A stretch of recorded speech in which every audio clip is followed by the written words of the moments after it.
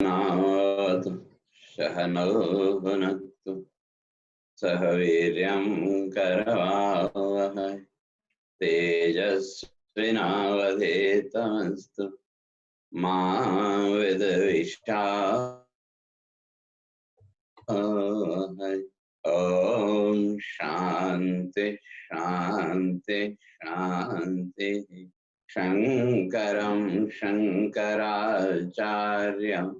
केशवं बादरायणं सूत्रभाष्य कृतौ वन्दे भगवन्तौ पुनः पुनः।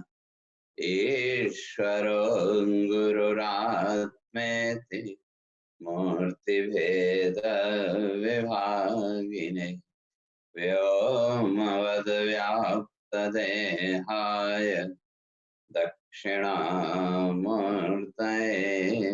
नमः। ओम शांति शांति शांति।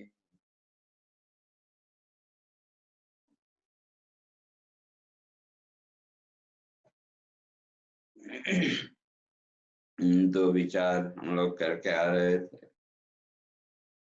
जो कौरव पक्ष और पांडव पक्ष में जो योद्धा हैं तो उनकी चर्चा तो करके आए थे। या दूसरे शब्दों में कहें, दैवीय शक्ति और आसुरी शक्तियां।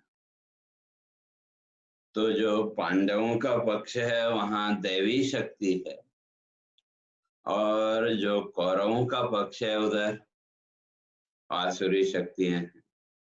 और दोनों ताकतवर हैं, ऐसा नहीं कि कोई कमजोर है, ऐसा नहीं, दोनों शक्तियां बहुत ताकतवर हैं। तो इसलिए दुर्योधन ने पहले पांडवों की सेना का वर्णन किया और उसके बाद अपनी सेना का वर्णन करते हुए स्पष्ट करता है कि भगवान भीष्मश्च कर्णश्च कृपश्च समितिंजय अश्वत्थामा विकर्णश्च सोमदत्तिस्तथैव च। तो मेरी सेना के जो मुख्य नायक हैं वो कौन कौन? भगवान। भगवान माने आप। सीधे द्रोणाचार्य को बोल रहा है कि एक तो कौन है? आप है। और द्रोणाचार्य का कल स्पष्ट करके आए थे, संग्रह की वृत्ति, जीवन में पकड़ के रखने की वृत्ति, त्याग वृत्ति नहीं, पकड़ के रखना। जैसे द्रुपद के साथ जो द्वेष भाव था, वो उन्होंने ब्राह्मण होते हुए भी उस द्वेष भाव को पकड़ के रखा। जबकि ब्राह्मण आदि के लिए जो श्रेष्ठ व्यक्ति हैं, उनके लिए हमारे शास्त्रों ने कहा क्षमा। क्षमा जो है तो मनुष्य का सबसे बड़ा गुण मान। तो इसलिए कहता है एक तो आप, और फिर उसके साथ भीष्मश्च, भीष्म पितामह, अर्थात जिद्दी स्वभाव। जो भीष्म हैं, अगर उनको देखें तो जो उन्होंने वो प्रतिज्ञा की, फिर भले कुछ भी हो जाए वो उस प्रतिज्ञा से नहीं हटे। इसी तरह से कल चर्चा करके आए थे कि ये कौरव पक्ष में ये सब मन की वृत्तियां, और जो मन की पहली वृत्ति है वो है पकड़ के रखने। जैसे मैंने कल भी कहा कि हमारे मन ने न जाने कौन कौन सी बातें पकड़ के रखी हैं, वो हमको भी पता नहीं। कभी वो दृश्य या वो सामने आया तो तुरंत वो बातें हमारे सामने प्रकट हो जाती हैं। और जिन बातों को मन ने पकड़ लिया उनको वो आसानी से फिर छोड़ने के लिए तैयार और नहीं है, तो वो भीष्म था। और कर्णश्च, फिर उस मन की वृत्ति के अधीन कर्णानि इंद्रियाणि। कर्ण माने इंद्रियां। तो फिर जैसे मन की वृत्ति होगी, उस मन की वृत्ति के अनुसार ही हमारा इंद्रियों का व्यवहार भी और हमारी जो इंद्रियां हैं वो 10, और ये 10 इंद्रियां अगर इनके हम कर्ण के साथ तुलना करें अध्यात्म में, तो जैसे कर्ण को श्राप प्राप्त था, तो वैसे हमारी इंद्रियां भी श्रापग्रस्त। क्यों? जिस समय इन इंद्रियों की शक्ति की मनुष्य को सबसे ज्यादा आवश्यकता, उसी समय ये इंद्रियां हमारा साथ छोड़ देती हैं कि नहीं? जब वृद्धावस्था आई, ठीक है, युवावस्था तक जब तक शरीर चल रहा है तब तक कोई दिक्कत नहीं होती, लेकिन वृद्धावस्था में जिस समय हमको तो संसार ने भी अकेला कर दिया। क्यों? जब वृद्धावस्था आई तो संसार में भी जो मनुष्य है वो क्या हो जाता है, जिनको अपना मान के रखा, बहुत कुछ आशाएं जोड़ के रखी, वो भी धीरे धीरे हमको किनारे कर देते हैं। ये संसार का नियम है। तो उस समय हमको सबसे ज्यादा अपनी इंद्रिय शक्ति की आवश्यकता है कि नहीं? और ज्यादा नहीं भी हो तो हमारे जो रोजमर्रा के डेली रूटीन में जो हमारा काम है, वह कम से कम वो काम तो हम कर सकें, इतनी अपेक्षा तो हर एक व्यक्ति को होती है। लेकिन ज्यादातर लोगों का ये इंद्रियां साथ छोड़ देती हैं कि नहीं, उस समय पराधीन होना पड़ता है। तो इसलिए कहते हैं वही कर्ण है। जिन इंद्रिय शक्ति पर हमको बड़ा अभिमान था, तो जब वास्तव में उस इंद्रिय शक्ति की हमको जरूरत पड़ी, तो उस समय इन इंद्रियों ने हमारा साथ छोड़ दिया। तो इस दृष्टि से अगर देखें तो मनुष्य का पूरा जीवन कर्ण का जैसा ही है। तो कर्ण को भी अगर देखो इतना महान योद्धा, शक्ति संपन्न, लेकिन पूरा जीवन उसको अपमान के अतिरिक्त और क्या मिला?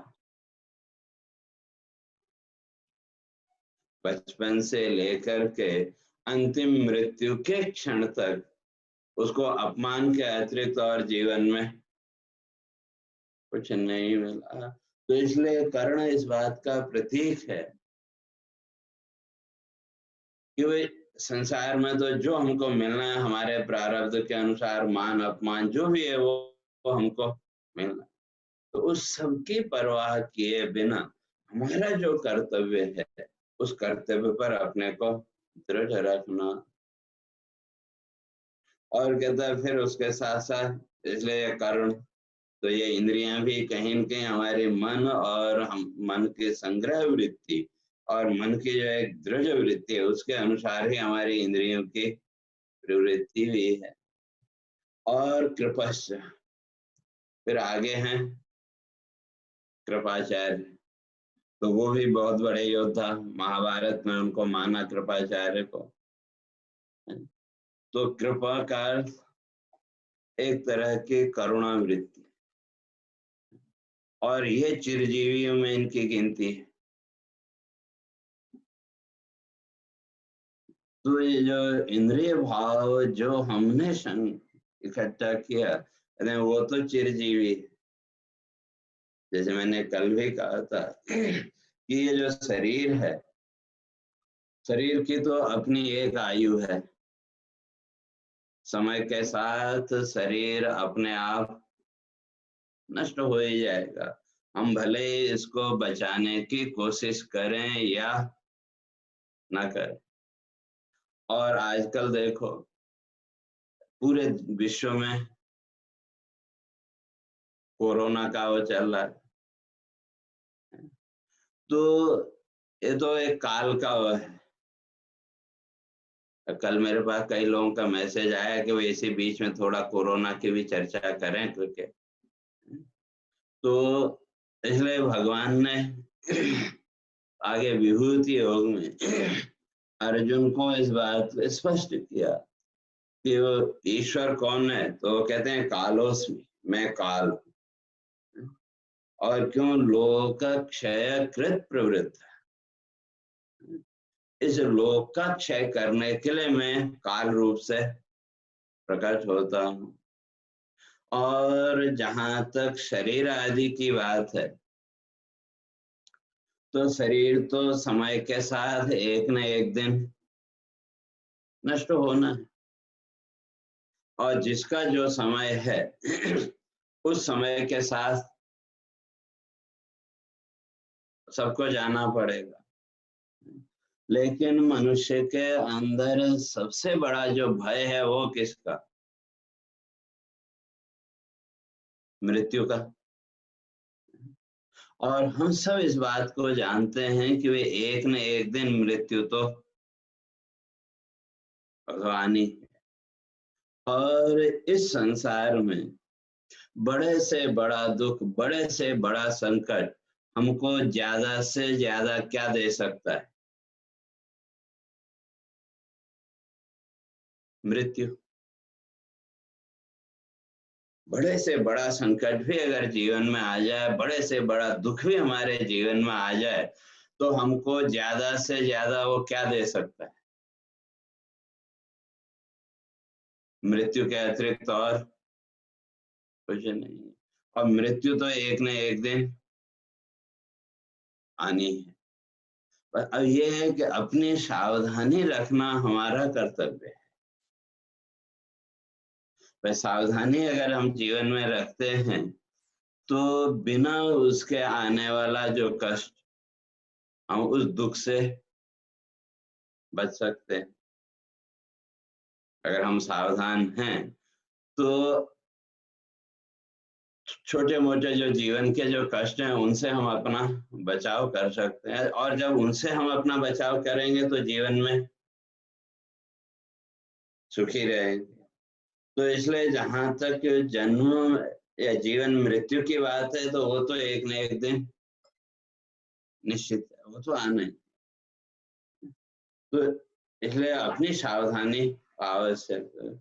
और इससे बहुत ज्यादा भयभीत होने की भी जरूरत नहीं है। तो ये विकट परिस्थितियां तो जीवन में ऐसी बहुत सी आती हैं। तो ये जो इंद्रिय वृत्ति है, तो जो कर्ण है, वो इसी बात का प्रतीक है कि वे विपरीत से विपरीत परिस्थिति आने पर भी हमारा जो कर्तव्य कर्म है, उस कर्तव्य कर्म से हमको पीछे नहीं हटना चाहिए। चाहे मान मिले, अपमान मिले। तो इसलिए इन परिस्थितियों में भी हमारा जो कर्तव्य कर्म है, वो हमको सावधानी पूर्वक अपने जीवन की भी सुरक्षा और अपने कर्तव्य का भी पालन। तो इसलिए कहते हैं वो कर्ण। और कृपश्च, फिर आगे है कृपाचार्य। और कृपा का अर्थ करुणा की वृत्ति। तो जो हमने मन में कल्पनाएं की, भविष्य को लेकर के जो कुछ भी हमने अपने मन में सोचा, अपने जीवन में सोचा, उसके प्रति कहीं न कहीं हमारे अंदर भी एक करुणा का भाव है कि नहीं? जो कुछ भी हमने अपने जीवन को लेकर के कल्पनाएं की, जो कुछ भी हमने सोचा, उसके प्रति कहीं न कहीं एक करुणा का भाव है। लेकिन अगर ये चारों भाव हमारे मिल जाएं, कौन?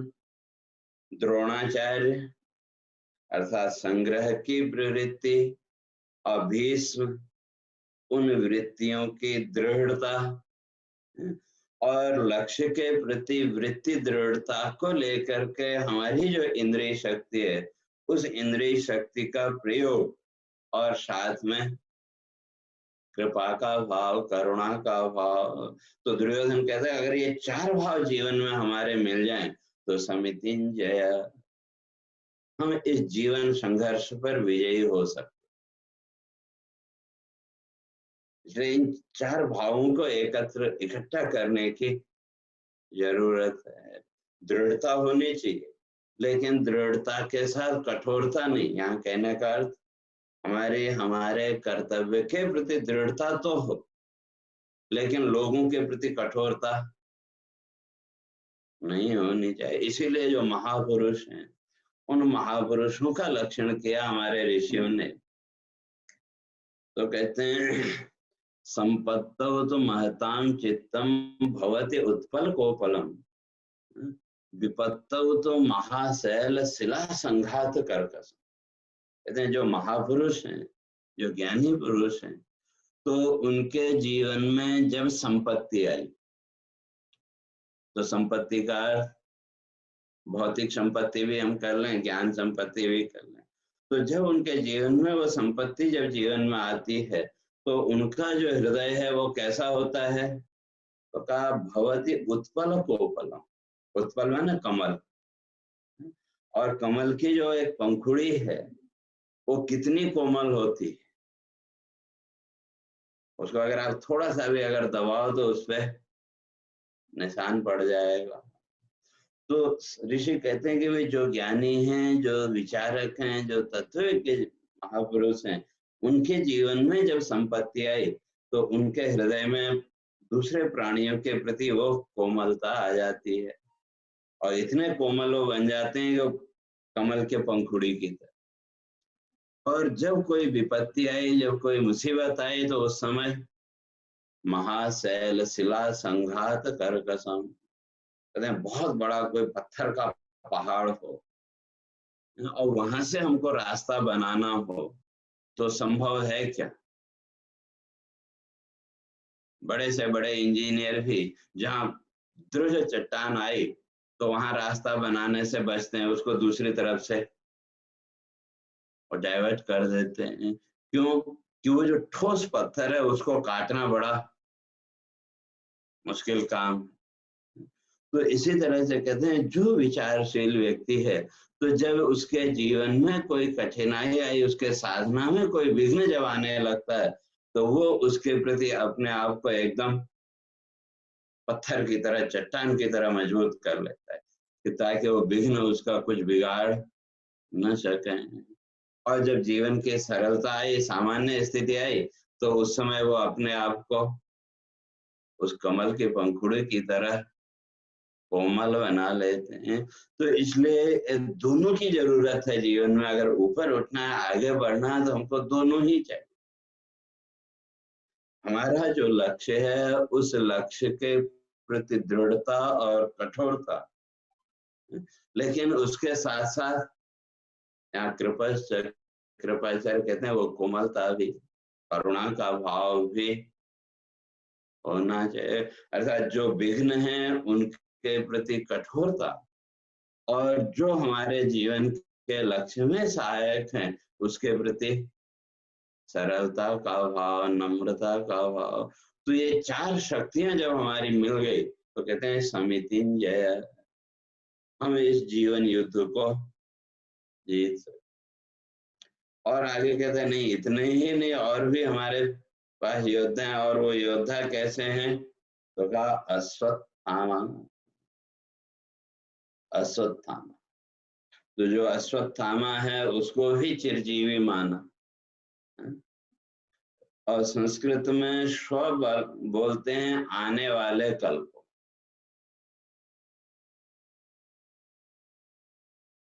स्व माने आने वाला कल, और उस अश्वत्थ माने अविनाशी। क्यों? आने वाला जो कल है, जो आया था वो कल नहीं। तो स्व माने आने वाला कल जो फिर अगले दिन नष्ट हो जाएगा, और अश्व माने जो कल नहीं होने वाला, अर्थात जो इटर्नल है। तो और अश्वत्थामा, तो यहाँ अश्वत्थामा, तो यहाँ ये दोनों ही अर्थ। एक, जिसने भविष्य की कल्पनाओं को तो पकड़ रखा है, कल ऐसा होगा तो ये करेंगे, वैसा होगा तो ये करेंगे। लेकिन वो जो अश्वत्थ है, जो कल की जो कल्पनाएं हैं वो जरूरी हो पूरी हो जाएं। या जीवन को अगर हम देखें तो बचपन से लेकर के आज तक हमने जीवन को लेके जो भी कल्पनाएं की, उसमें से कितनी पूरी हुई? कुछ पूरी भी हुई और कुछ नहीं भी हुई, लेकिन फिर भी उन कल्पनाओं को हमने पकड़ रखा है कि नहीं। तो वो जो अश्वत्थामा है वो चिरजीवी है। उस आत्मा के साक्षात्कार की उसके अंदर सामर्थ्य है, वो आत्म साक्षात्कार कर सकता है, लेकिन वो होने पर भी जिसने इन्हीं संसार की कल्पनाओं को पकड़ के रखा है, और जब वो संसार की ही कल्पनाओं में घूमता रहा तो पराजय तो निश्चित। पराजय का अर्थ यहाँ वही जन्म मृत्यु का चक्र। तो जब वही संसार की कल्पनाओं को ही जब हमने पकड़ के रखा, तो जब जीवन का अंतिम क्षण आएगा तो उस समय भी मन की वृत्ति कहाँ जाएगी? फिर उसी संसार भाव में जाएगी, तो उसी के अनुसार फिर संकल्प होगा, और उस संकल्प के अनुसार फिर से हमको जन्म लेना पड़ेगा। तो इसलिए सामान्य व्यक्ति और एक साधक दोनों में अंतर यही है कि एक जो सामान्य व्यक्ति है वो इस संसार की कल्पनाओं को पकड़ के बैठा है। कल ऐसा होगा तो ये करेंगे, वैसा होगा तो करेंगे। या अगर हम सीधे सीधे कहें, हमारी जो जीवन दृष्टि है वो कितनी है? पहली बात तो मैंने कहा था, मैं और मेरा, उतनी हमारी जीवन दृष्टि है। ठीक है, हमने शास्त्रों का विचार किया, चिंतन किया, थोड़ी बात समझ में आई कि भाई ये संसार तो नाशवान है, भाई यहाँ तो हमको प्रारब्ध के अनुसार जो मिलना है वो मिलना है। लेकिन फिर भी हम अगले जन्म की कल्पना को पकड़ लेते हैं कि नहीं। चलो इस जीवन में नहीं मिला तो भाई अगले जन्म में मिल जाएगा। जो भी पुण्य कर्म आदि हम करते हैं, उस पुण्य कर्म के साथ कहीं न कहीं हम अगले जन्म की कल्पना भी करने लगते हैं कि नहीं। सामान्य व्यक्ति की दृष्टि में तो केवल इसी जीवन की कल्पना है, लेकिन जिसने थोड़ा शास्त्र आदि का विचार किया, थोड़ा विचार जागृत हुआ, तो इस जीवन से तो हमने अपने आप को ऊपर उठा लिया, लेकिन अगले जन्म की कल्पना से हम मुक्त नहीं हो पाए। या उसका भी हमने थोड़ा विचार किया तो फिर आ गई स्वर्ग की कल्पना। चलो भाई अगला जन्म भी ऐसे ही नाशवान है, तो फिर हम वहां स्वर्ग की कल्पना को पकड़ के बैठ जाते हैं। और जब तक इन कल्पनाओं को हम पकड़ के बैठे हैं, तो तब तक जन्म मृत्यु का चक्र तो और चलता रहेगा, है चिरजीवी। क्योंकि अगर आत्मा कहें या मैं कहें, जिसको लेकर के हम मैं कह रहे हैं, वो जो तत्व है वो आगे भगवान स्पष्ट करेंगे दूसरे अध्याय में कि न जायते म्रियते वा कदाचित नायं भूत्वा भविता वा अनुभूय। तो वो जो तत्व है उसका तो न कभी जन्म है और न कभी मृत्यु है। तो चिरजीवी हो गया कि नहीं? जब जन्म और मृत्यु ही नहीं है तो उसका जीवन तो हमेशा। तो उसी तरह से हम लोग भी हैं वही चिरजीवी, वही आत्मसत्ता, आत्मबोध, लेकिन भविष्य की कल्पनाओं को पकड़ के हमने अपने आप को इस जन्म मृत्यु के चक्र में बांध के रखा है। तो उसका प्रतीक है अश्वत्थामा। चिरजीवी होते हुए भी जो इस संसार की कल्पनाओं में ही बंधा हुआ है, और जब वो इस संसार की कल्पनाओं में बंधा हुआ है तो फिर सुख और दुख तो उसके जीवन में रहेंगे। और जब सुख दुख है तो उसके साथ राग द्वेष की वृत्ति भी आएगी, और वो राग द्वेष की वृत्ति फिर हमको जीवन भर दुखी करेगी। जैसे वही अश्वत्थामा, वे उसने उसी राग द्वेष की वृत्ति के कारण पांडवों के जो पांचों पुत्र थे उनकी हत्या की कि नहीं? सोते हुए में वो पांडवों के जो पांचों पुत्र थे उनकी हत्या कर दी। लेकिन ये धर्म है क्या? ये तो धर्म नहीं है। लेकिन वो द्वेष का भाव, रोष का भाव उसके अंदर इतना प्रबल हो गया कि उसकी जो विवेक शक्ति थी वो समाप्त। और उसका परिणाम, उसके मस्तक में जो मणि थी वो भगवान ने उसको निकाल दिया। तो इसलिए कहते हैं वो जो है, तो अब जब तक सृष्टि रहेगी तब तक उसको रहना तो है, लेकिन वो पीड़ा तो उसको सहन करनी पड़ेगी। तो इसी तरह से अब इस संसार के सुख दुख के भाव से ऊपर उठना है या उस सुख दुख के भाव में हमको बंधे रहना।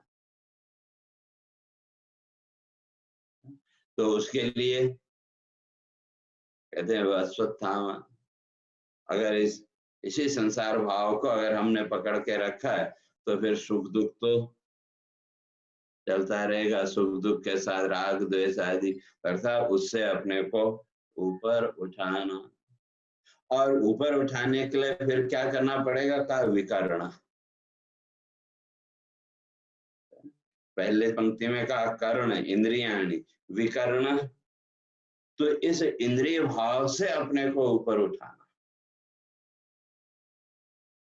अगर उस मोक्ष तक अपने आप को पहुंचाना है, मोक्ष की स्थिति तक अगर हमको जाना है, तो हमको पहले स्वयं को इस इंद्रिय भाव से ऊपर उठाना।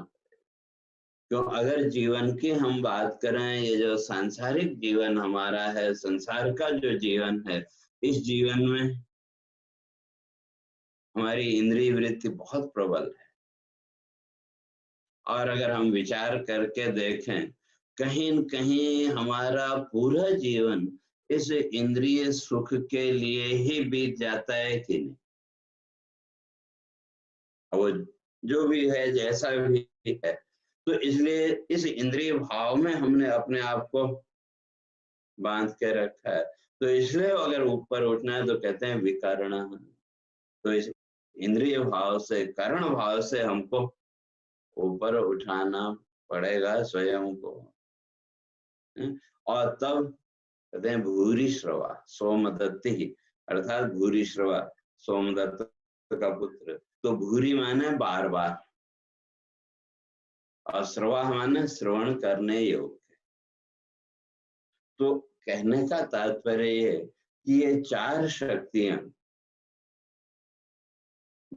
द्रोण की शक्ति, भीष्म की शक्ति, कर्ण की शक्ति और कृपाचार्य की शक्ति, इन चार शक्तियों को साथ लेकर के जब हम इस संसार भाव से अपने को ऊपर उठाएंगे, तो धीरे धीरे जो इंद्रिय भाव है उससे भी हम जब अपने को ऊपर उठाएंगे, तो तब हमारी जो कीर्ति है, हमारा जो यश है, वो कैसा हो जाएगा? कहते हैं भूरि श्रवा, बार बार श्रवण करने योग्य।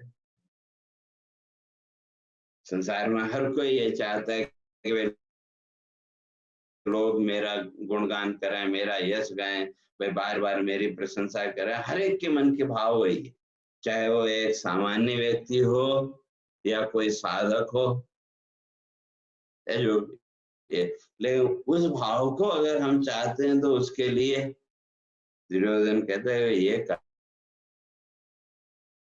करना पड़ेगा। तो इसलिए वो दुर्योधन कह रहे हैं कि हमारे अंदर भी वो शक्ति है।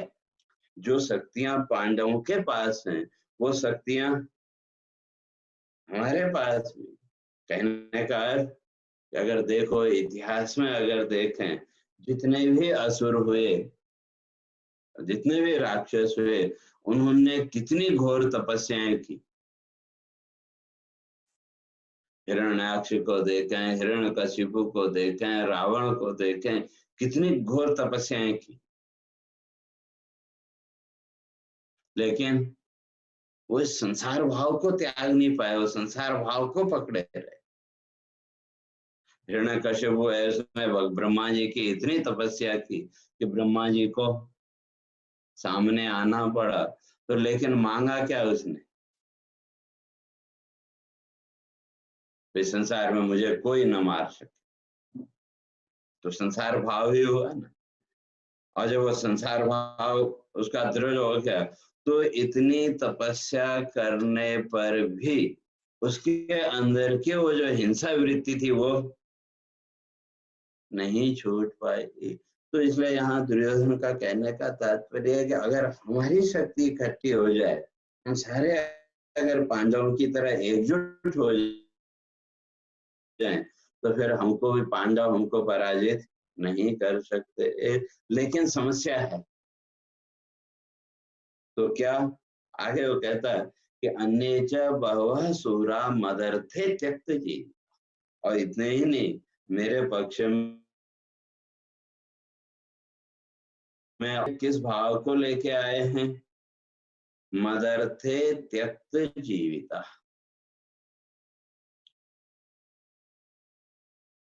मेरे लिए वो अपने जीवन का त्याग करने को तैयार हैं। मदर्थे त्यक्त जीविता अर्थात वो लड़ने के लिए नहीं आए। मेरे पक्ष में जो योद्धा है वो युद्ध करने नहीं आए, तो किसके लिए आए हैं? कि मदर्थे त्यक्त जीव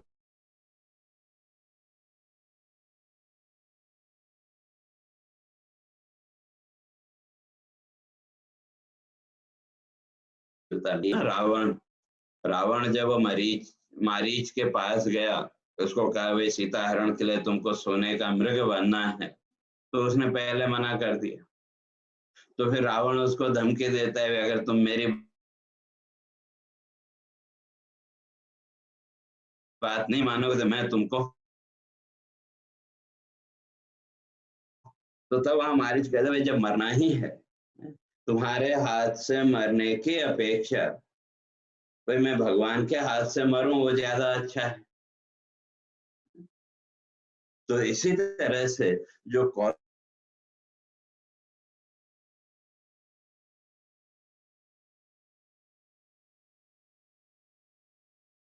के घर में रहेंगे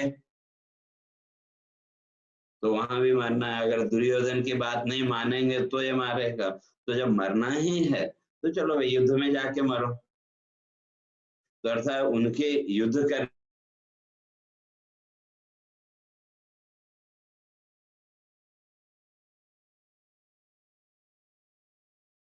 की मदर थे त्यक्त जीविका। मेरे लिए वो अपने प्राणों का त्याग करने के लिए तैयार हैं। और जिसके अंदर अब लड़ने की जिजीविषा ही न हो, लड़ने की इच्छा ही न हो, जो पहले ही ये निश्चित करके आया हो कि भाई मरना है, तो वो विजयी हो सकता है क्या? वो तो विजयी नहीं हो सकता। और जो पांडवों का जो पक्ष है, उसके लिए वो कह रहे हैं कि नाना शस्त्र प्रहरण सर्वे युद्ध विशारदा। और जो पांडवों का पक्ष है वहां नाना शस्त्र प्रहरण, वो तरह तरह के हथियार चलाने में कुशल। नाना माने अनेक प्रकार से अशस्त्र हथियार आदि जो भी हैं, प्रहरण उनको चलाने में वो कुशल हैं। और सर्वे युद्ध विशारद, और वो पांडवों के पक्ष में जितने भी योद्धा हैं युद्ध विशारद, वो युद्ध करने में कुशल। अर्थात वो हर परिस्थिति में हर प्रकार के शस्त्रों के द्वारा युद्ध कर सकते हैं। और मेरे जो योद्धा हैं वो मदर्थे त्यक्त जीवित, और मेरे लिए अपने जीवन की आहुति देने के लिए आए। इसलिए जय पराजय का निश्चय तो दुर्योधन ने यही कर दिया, क्योंकि जो जिसके अंदर मरने का भाव है तो वहां तो विजयी हो नहीं सकते। और जो युद्ध करने में कुशल है और शस्त्रों का उपयोग करने में भी जो कुशल है, का वो तो कभी पराजित नहीं हो सकते। तो इसलिए यहाँ दुर्योधन का कहने का तात्पर्य है कि ये दोनों जो वृत्तियां, दैवी वृत्तियां और आसुरी वृत्तियां, तो ये आसुरी वृत्तियां भी अगर एकजुट हो जाएं तो वो भी अपने लक्ष्य तक पहुंच सकती हैं। और दैवी वृत्तियां तो एकजुट नहीं। और जहां तक लक्ष्य की बात है, तो सबका लक्ष्य क्या है? वो ये आत्मज्ञान कह लें शास्त्र की दृष्टि से, हर एक का लक्ष्य वही है, सुख, परम सुख की स्थिति तक पहुंचना। लेकिन अब उसके लिए जो दैवी वृत्तियां का वो मार्ग सहज है, कि वो दैवी वृत्तियां एक दूसरे के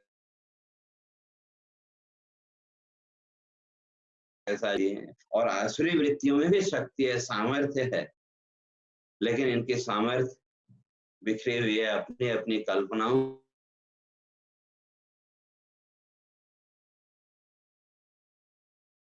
में ये बैठे हुए हैं, तो इसलिए ये उस लक्ष्य तक नहीं। हार जीत का निश्चय तो दुर्योधन ने यहीं पर वो कर दिया है। लेकिन फिर आगे वो कहता है कि नहीं, ये दोनों जो सेनाएं हैं, दोनों एक दूसरे में किसी से कम नहीं है। तो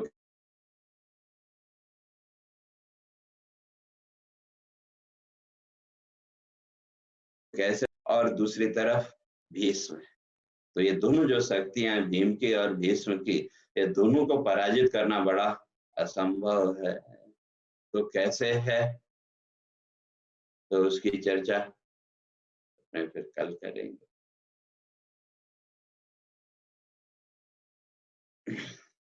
हरि ओम। पूर्णमदः पूर्णमिदं पूर्णात् पूर्णमुदच्यते पूर्णस्य पूर्णमादाय पूर्णमेवावशिष्यते। ओम शांति शांति